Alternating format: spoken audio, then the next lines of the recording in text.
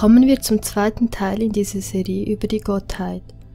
Nachdem ich ja im ersten Video erklärt hatte, dass wenn man ein falsches Bild über die Gottheit hat, gibt es sehr viele Menschen, die dadurch Jesus zu einem geschaffenen Wesen machen und den Heiligen Geist zu einer Kraft oder wie manche sagen, einer Energie.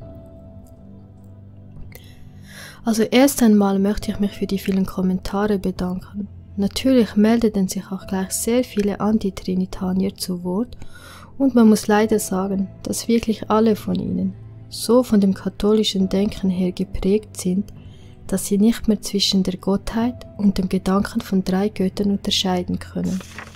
Und obwohl in dem ersten Video aufgezeigt wurde, dass die katholische Lehre zwar von 3 spricht, die aber eigentlich schlussendlich alle ein Wesen aus derselben Substanz, also ein Gott sind, wird das bei den Kommentaren einfach ignoriert.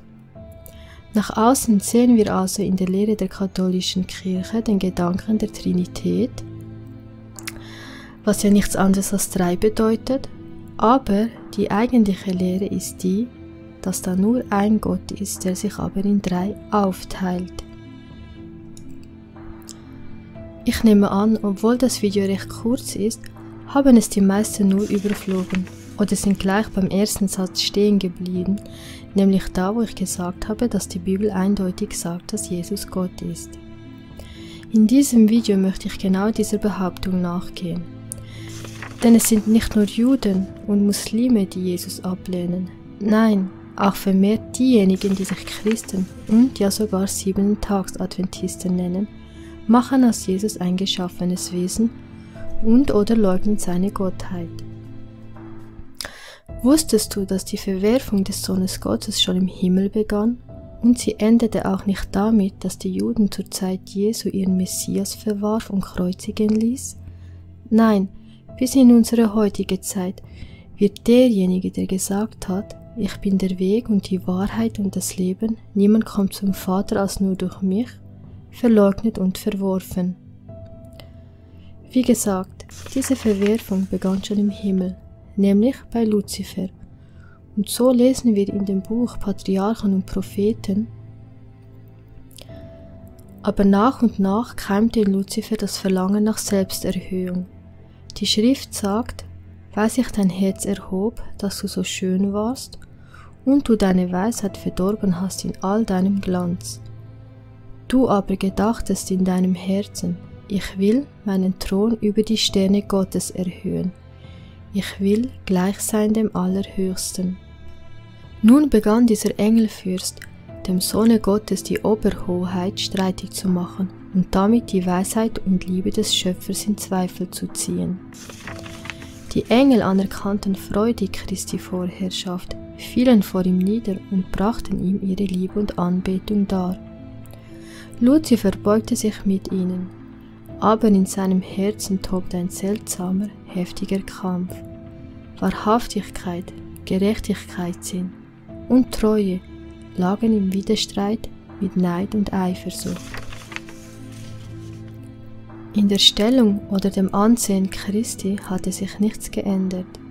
Nur Luzifers Neid, seine falsche Darstellung und die Forderung, Christus gleich zu sein, hatten es notwendig gemacht, die rechtmäßige Stellung des Sohnes Gottes darzulegen. Sie war seit Anfang dieselbe geblieben, aber viele Engel ließen sich durch Luzifer täuschen. Luzifer sah sich selbst an und wusste nicht, was an Christus besser sein sollte als an ihm, dass Christus Anteil an den Ratschlüssen Gottes hatte und er selber nicht.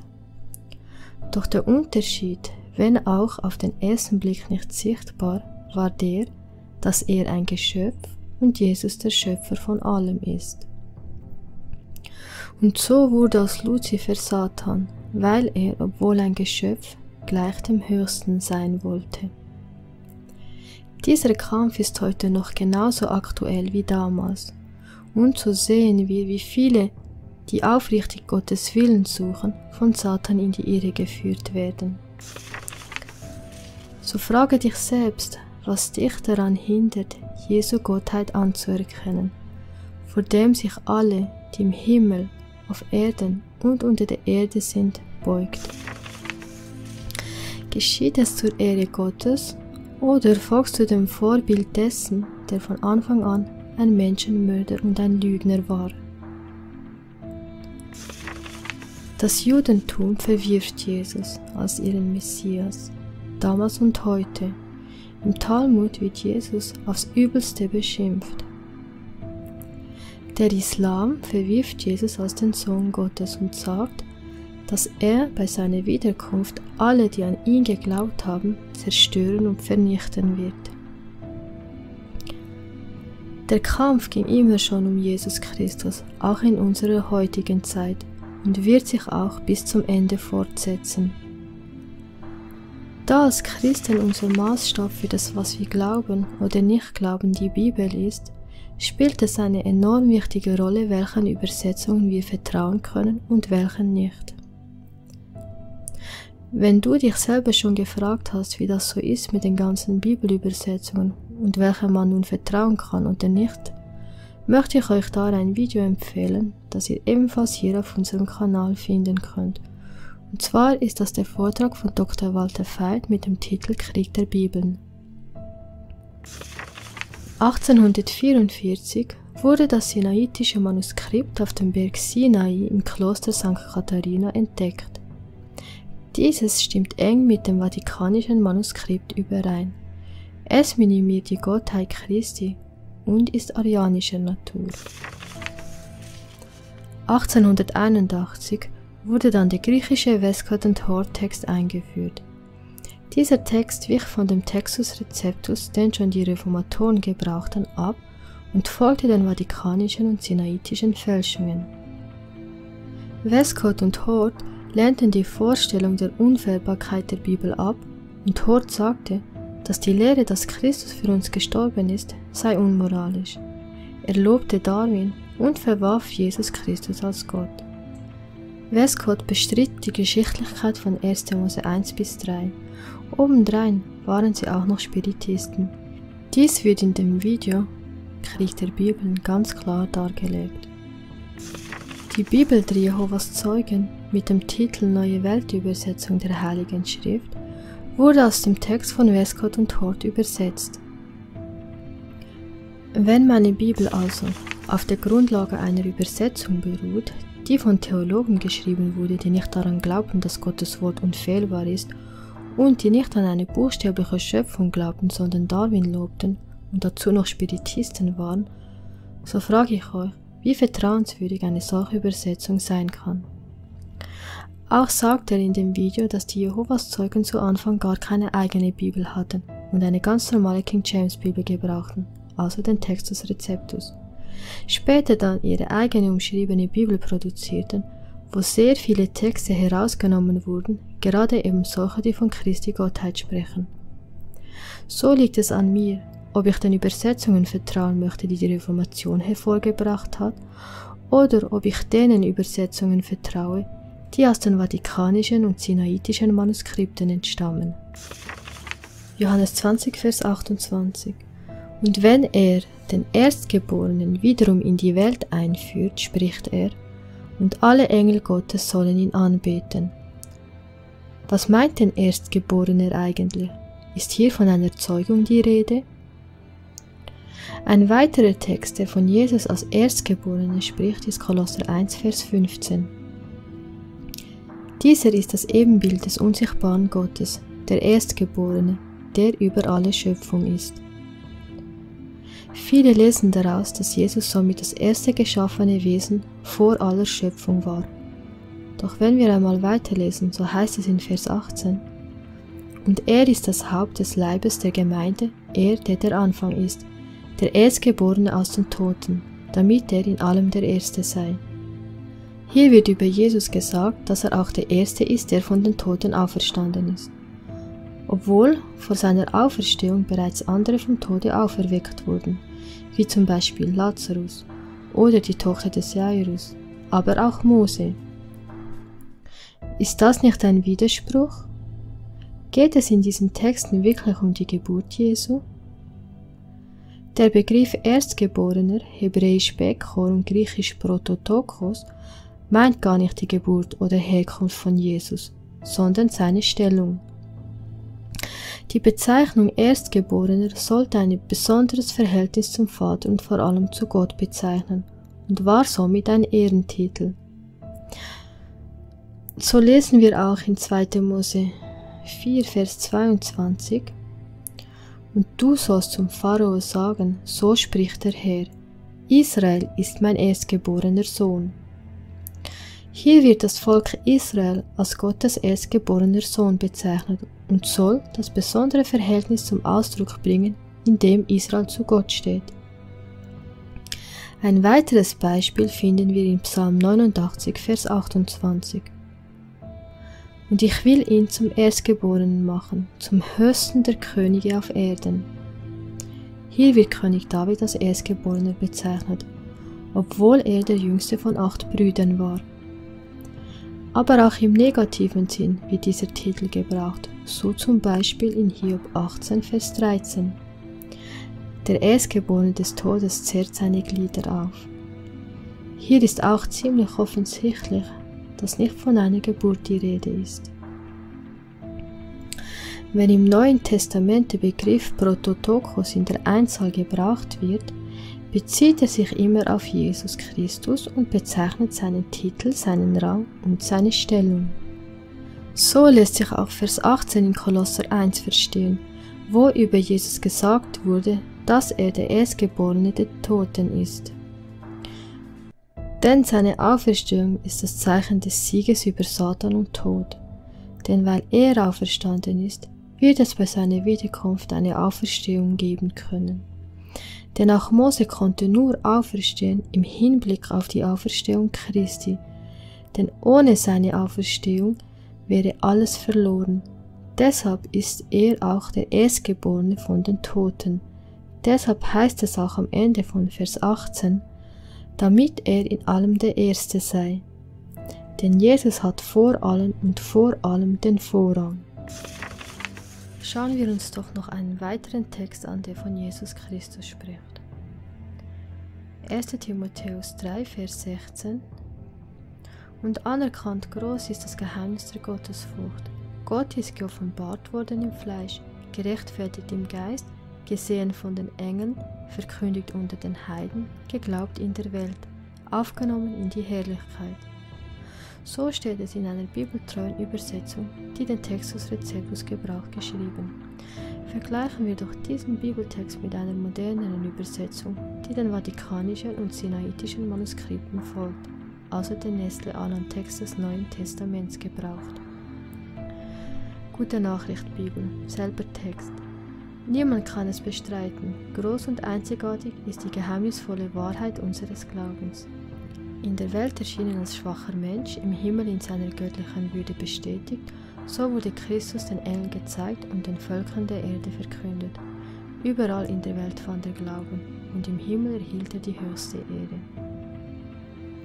Auch hier sieht man wieder den Unterschied. Es ist ja wohl ziemlich offensichtlich, dass in der Welt erschienen als schwacher Mensch nicht dasselbe ist, wie Gott ist geoffenbart worden im Fleisch.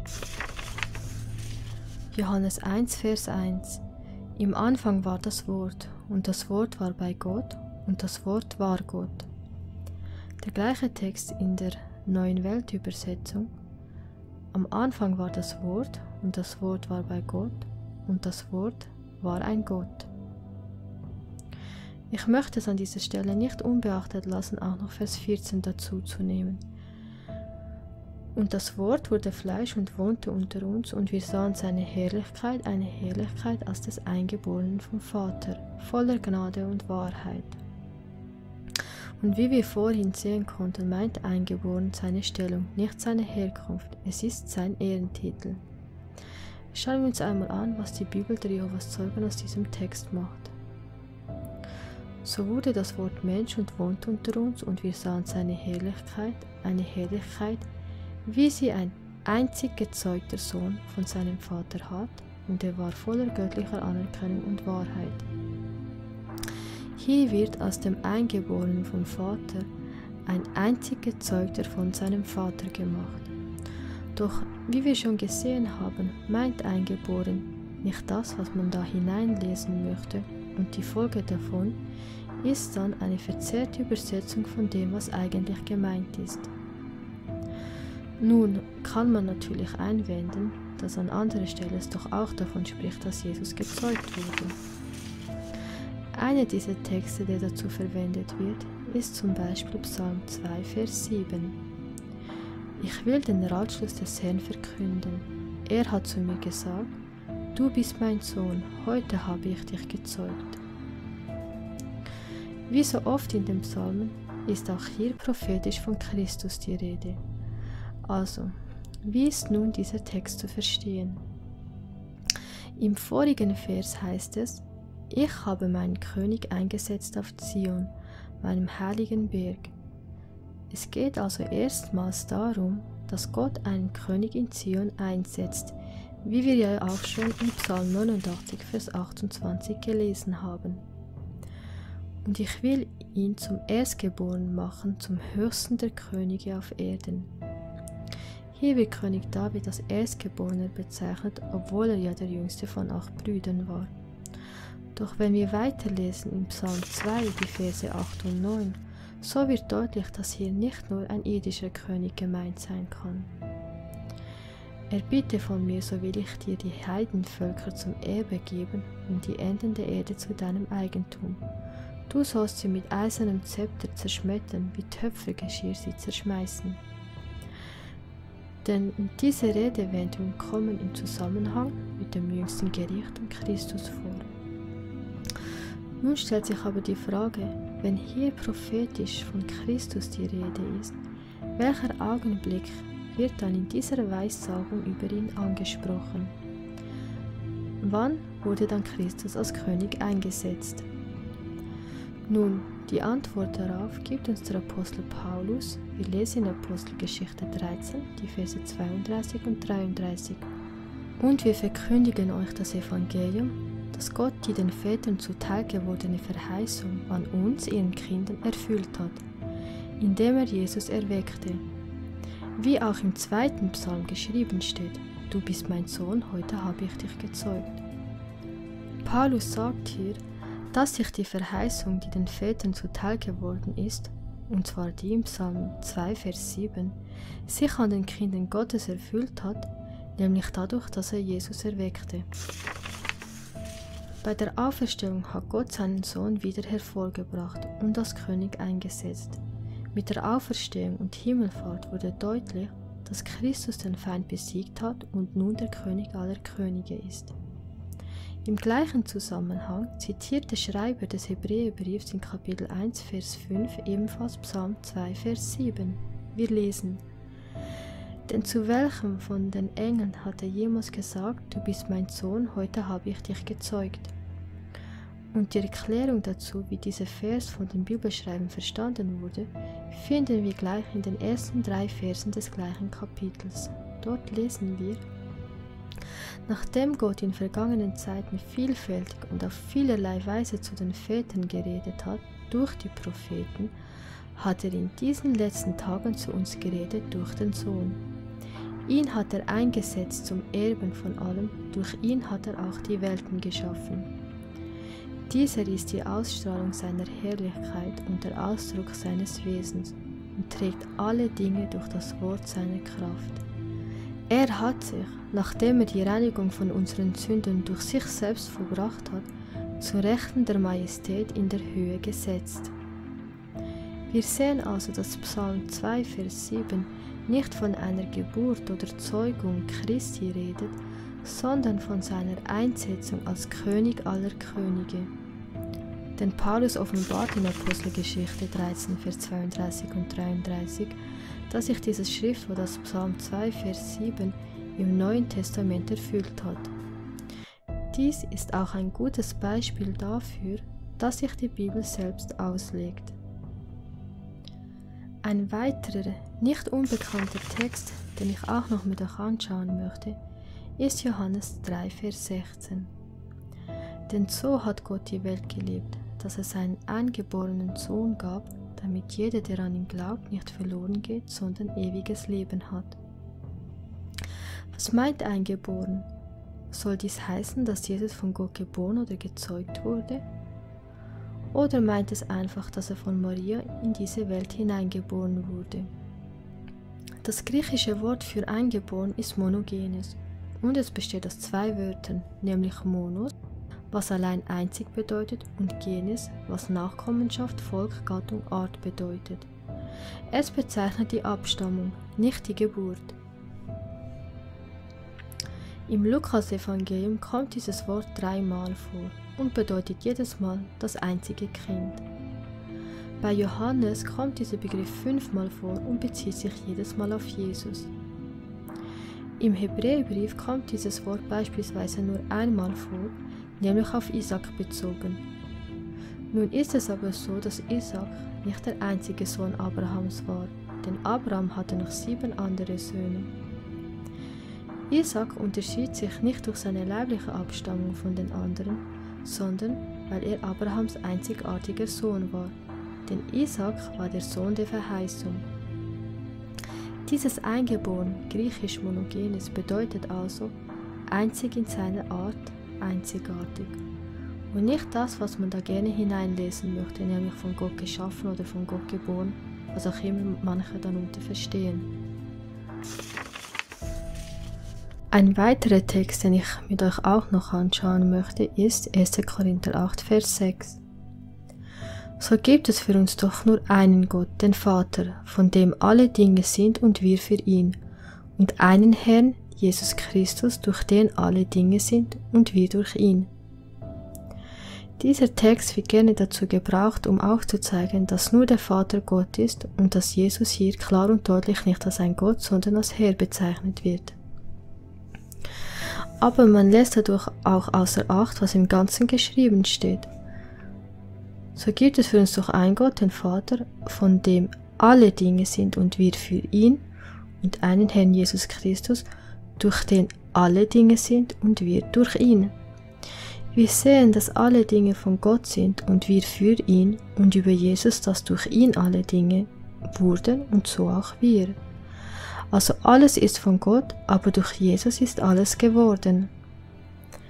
Aber das nur so nebenbei, denn es geht ja darum, dass hier geschrieben steht, dass es nur einen Gott, den Vater gibt und auch nur einen Herrn, nämlich Jesus Christus.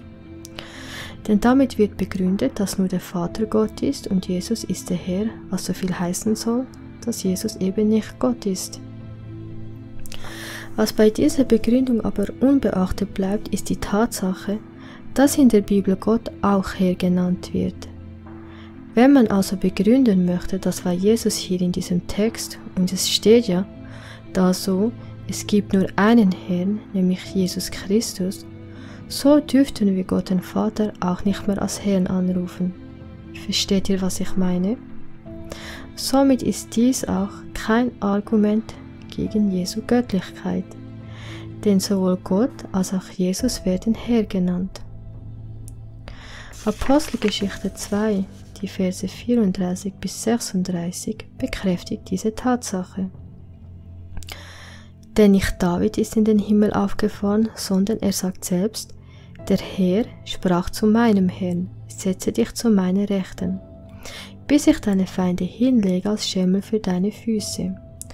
So soll nun das ganze Haus Israel mit Gewissheit erkennen, dass Gott ihn sowohl zum Herrn als auch zum Christus gemacht hat, eben diesen Jesus, den ihr gekreuzigt habt. Und dieses gemacht hat, heißt nichts anderes, als dass Gott ihn zum Erlöserkönig eingesetzt hat und nicht geschaffen. Es gibt noch viele Texte, mehr, die wir uns anschauen könnten. Ich weiß auch, es werden wieder sehr viele Texte als Gegenargumente in den Kommentaren folgen, aber ich möchte, dass ihr euch 2 Dinge dabei gut überlegt, nämlich die, welche Übersetzung ich gebrauche, denn davon ist schon mal sehr viel abhängig, denn wie ich zu Anfang gesagt habe, hat der Kampf über Jesus Christus, der schon im Himmel begann, auch nicht, oder man sollte besser sagen, erst recht nicht, bei den Bibelübersetzungen einen Halt gemacht. Daher möchte ich euch wirklich ans Herz legen, den Vortrag von Professor Dr. Walter Veit mit dem Titel Krieg der Bibeln euch anzuschauen. Wenn ihr treu der Bibel folgen möchtet, dann schaut, woher eure Bibelübersetzung ursprünglich herkommt.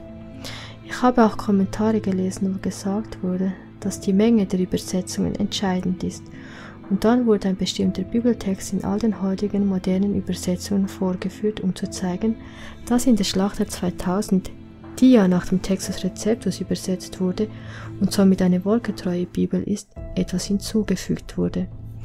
Aber wenn ich weiß, dass die modernen Übersetzungen dem Nestle-Aland-Text folgen, der von einem ökumenischen Gremium bibelkritischer Wissenschaftler, darunter ein Vertreter des Vatikan, per Mehrheitsbeschluss festgelegt wurde und Bibeltexte abgeändert wurden, vertraue ich dann der Menge oder denen, die dem Urtext treu geblieben sind. Kein Wunder gibt es so viel Verwirrung, das fängt schon bei der Übersetzung an. Also Bibelübersetzung ist das eine und das andere, die Bibel legt sich selbst aus. Es ergibt keinen Sinn, wenn man einen Text gegen den anderen anführt. Wenn also in einem Text etwas unverständlich ist, dann findet man an einer anderen Stelle die Erklärung dazu. Das ist genau das, was wir hier in diesem Video machen, nichts anderes. Wenn Jesus nicht Gott ist, so ist es erlaubt, ihn anzubeten. Matthäus 14, Vers 33. Da kamen die in dem Schiff waren, warfen sich anbetend vor ihm nieder und sprachen: Wahrhaftig, du bist Gottes Sohn. Matthäus 28, Vers 9. Und als sie gingen, um es seinen Jüngern zu verkünden, siehe, da begegnete ihnen Jesus und sprach: Seid gegrüßt. Sie aber traten herzu und umfassten seine Füße und beteten ihn an. Und in Versen 16 und 17: Die 11 Jünger aber gingen nach Galiläa auf den Berg, wohin Jesus sie bestellt hatte. Und als sie ihn sahen, warfen sie sich anbetend vor ihm nieder. Lukas 24, Vers 52. Und sie warfen sich anbetend vor ihm nieder und kehrten nach Jerusalem zurück mit großer Freude. Johannes 9, Vers 36 bis 38. Er antwortete und sprach: Wer ist es, Herr, damit ich an ihn glaube? Jesus aber sprach zu ihm: Du hast ihn gesehen, und der mit dir redet, der ist es. Er aber sprach: Ich glaube, Herr, und fiel anbetend vor ihm nieder. Wenn wir uns nun denselben Text zum Beispiel in der Hoffnung für alle mal anschauen, dann steht es dort folgendermaßen: Herr, sage mir, wer ist es, damit ich an ihn glauben kann? Erwiderte der Geheilte: Du hast ihn schon gesehen, und in diesem Augenblick spricht er mit dir, gab sich Jesus zu erkennen. Ja, Herr, rief jetzt der Mann, ich glaube, und er warf sich vor Jesus nieder. Und weg ist die Anbetung von Christus. Wie sieht es mit Apostelgeschichte 7, Vers 59 aus? Und sie steinigten den Stephanus, der betete und sprach: Herr Jesus, nimm meinen Geist auf.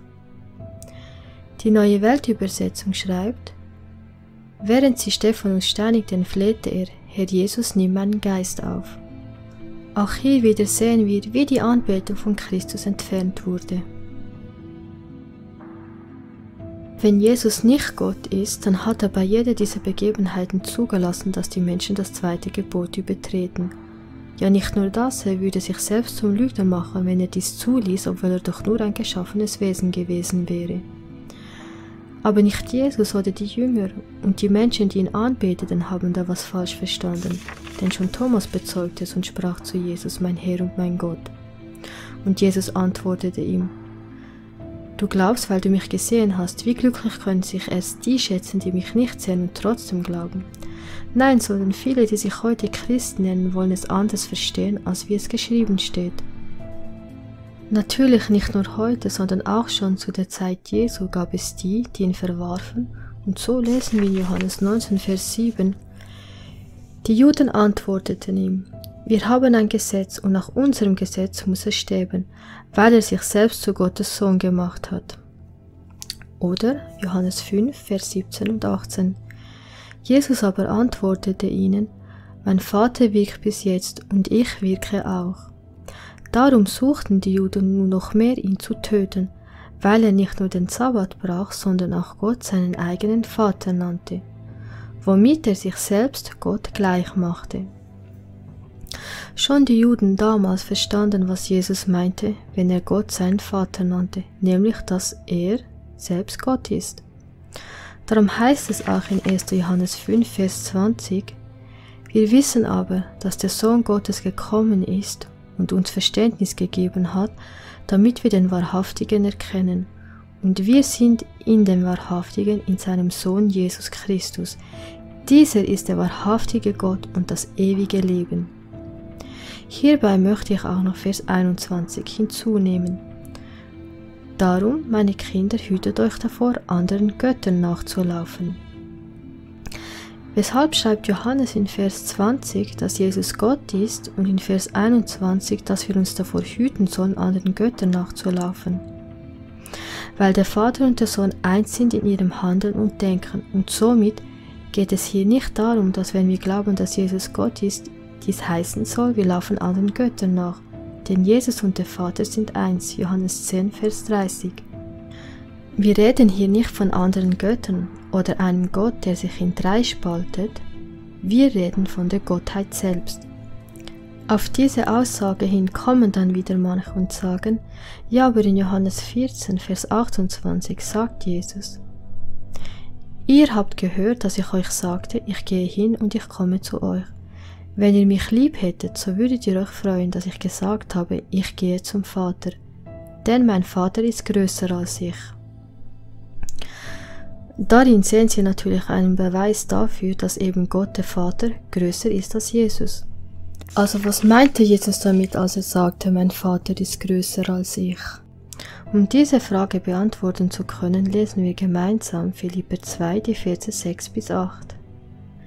Der, als er in der Gestalt Gottes war, es nicht für einen Raub festhielt, Gott gleich zu sein, sondern er entäußerte sich selbst, nahm die Gestalt eines Knechtes an und wurde wie die Menschen. Und in seiner äußeren Erscheinung als ein Mensch erfunden, erniedrigte er sich selbst und wurde gehorsam bis zum Tod, ja bis zum Tod am Kreuz. Als Jesus auf diese Welt kam, nahm er unsere Menschlichkeit an, denn er hielt es nicht wie einen Raub fest, Gott gleich zu sein, sondern er entäußerte sich selbst und wurde wie die Menschen. Und in seiner Erscheinung als Mensch erfunden, erniedrigte er sich selbst und wurde gehorsam bis zum Tod am Kreuz. Denn ich bin aus dem Himmel herabgekommen, nicht damit ich meinen Willen tue, sondern den Willen dessen, der mich gesandt hat.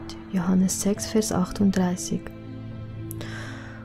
Und in Johannes 8, Vers 28 bis 30 lesen wir, darum sprach Jesus zu ihnen, wenn ihr den Sohn des Menschen erhöht haben werdet, dann werdet ihr erkennen, dass ich es bin, und ich tue nichts von mir selbst aus, sondern wie mich mein Vater gelehrt hat, so rede ich. Und der, welcher mich gesandt hat, ist mit mir. Der Vater lässt mich nicht allein, denn ich tue allezeit, was ihm wohlgefällt. Als er dies sagte, glaubten viele an ihn. Jesus ist auf die Welt gekommen, damit er den Willen des Vaters tut. Er entäußerte sich selbst und hielt es nicht für einen Raub fest, Gott gleich zu sein. Und als Mensch erfunden, erniedrigte er sich selbst und war gehorsam bis zum Tod. Daher, als Mensch konnte Jesus sagen, der Vater ist größer als ich. Denn er entäußerte sich selbst und hielt es nicht für einen Raub fest, Gott gleich zu sein. Doch nach seiner Auferstehung und Himmelfahrt wurde der Sohn wieder als König eingesetzt, denn der Feind war nun besiegt und alle seine vorgebrachten Anschuldigungen Gott gegenüber als unwahr bestätigt.